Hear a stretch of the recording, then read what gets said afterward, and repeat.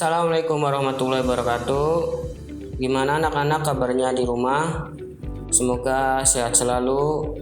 Kali ini berhubung lagi masa pandemik, jadi metode kita akan mempelajari metode daring, menggunakan metode daring ya. Untuk pelajaran bahasa Indonesia kali ini akan menjelaskan tentang teks hasil laporan observasi. Anak-anak, Bapak ingin menjelaskan tadi yang Bapak bicarakan, yaitu teks hasil laporan observasi. Kalian mengerti tentang apa yang dimaksud dengan teks laporan hasil observasi? Teks laporan hasil observasi adalah teks yang memberikan informasi secara umum tentang sesuatu berdasarkan fakta dari hasil pengamatan secara langsung. Jadi, pengamatan atau biasa disebut dengan observasi itu dilakukan oleh si pengamat dengan tujuan langsung ke lapangan untuk mengetahui sebuah informasi yang ada. Selanjutnya, informasi yang dapat dijadikan objek yaitu yang pertama keadaan alam, yang kedua keadaan lingkungan, yang ketiga hewan, yang keempat tumbuhan, yang kelima sosial, yang keenam sebuah peristiwa, dan yang ketujuh kesenian atau kebudayaan. Selanjutnya, hasil laporan observasi bersifat 1. Informatif, 2. Komunikatif, 3. Objektif. Ciri-ciri teks laporan hasil observasi: 1. Ditulis secara lengkap dan sempurna. 2. Bersifat objektif, global, dan universal. Objek yang akan dibicarakan atau dibahas adalah objek tunggal. Ditulis berdasarkan fakta sesuai pengamatan yang telah dilakukan. Informasi teks merupakan hasil penelitian terkini yang sudah terbukti kebenarannya. Tidak mengandung prasangka atau dugaan yang menyimpang atau tidak tepat. Saling berkaitan dengan hubungan berjenjang antara kelas dan subkelas yang terdapat di dalamnya. Tidak ada bagian penutup dari penulis. Penulis hanya melaporkan apa yang dilihat dan diketahui berdasarkan hasil analisis serta observasinya. Menitik beratkan pada pengelompokan segala sesuatu ke dalam jenis-jenis dengan ciri atau keadaan secara umum.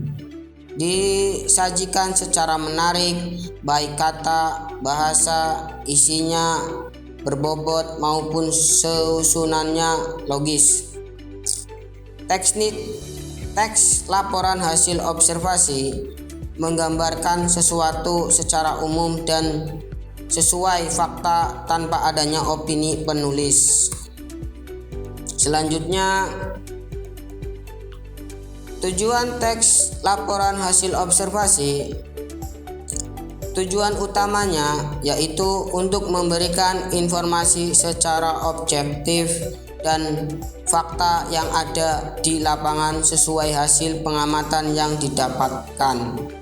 Tujuan lainnya yaitu untuk penelitian, untuk memberikan informasi terbaru, untuk mengatasi suatu persoalan, untuk menemukan teknik atau cara terbaru, untuk mengambil keputusan yang lebih efektif, untuk melakukan pengawasan dan atau perbaikan.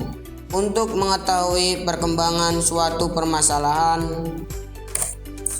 Selanjutnya, struktur teks laporan hasil observasi meliputi pernyataan umum, yaitu terdapat pembukaan, berisi pembukaan atau informasi secara umum, hal yang akan disampaikan. Bagaimana ini berisi hal umum tentang objek yang akan dikaji, menjelaskan secara garis besar tentang objek tersebut. Deskripsi bagian, yaitu terdapat isi, rincian, pembahasan, dan penjelasan secara lebih detail. Deskripsi manfaat, yaitu berisi fungsi atau manfaat setiap objek yang diamati dalam kehidupan.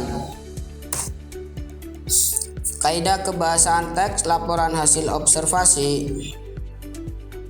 Teks laporan hasil observasi sangat berkaitan dengan penelitian dan pengetahuan.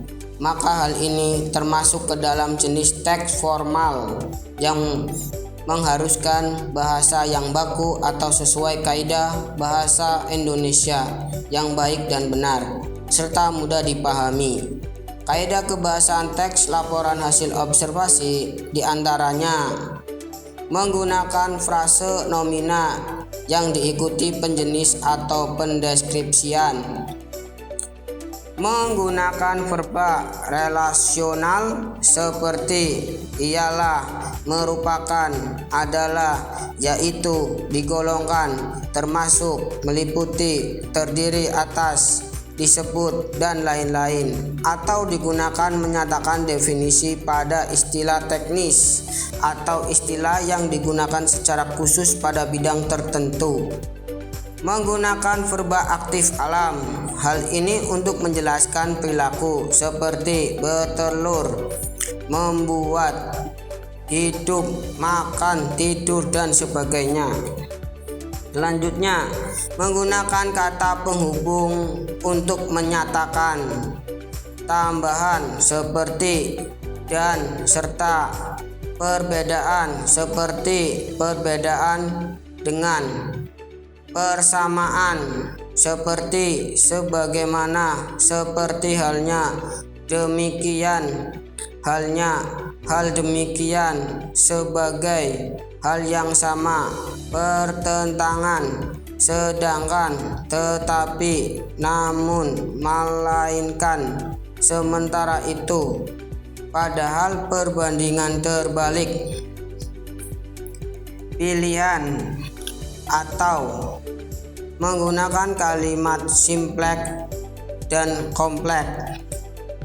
Penggunaan kalimat definisi atau kalimat deskripsi, menggunakan kata keilmuan atau teknis seperti herbivora, degeneratif, osteoporosis, mutualisme, paratisme, pembuluh vena, leukemia, sindrom, fobia, dan lain-lain. Oke anak-anak, cukup sekian yang Bapak bisa sampaikan. Sementara itu dulu materi selanjutnya nanti pertemuan selanjutnya ya. Cukup sekian. Assalamualaikum warahmatullahi wabarakatuh. Semangat belajar.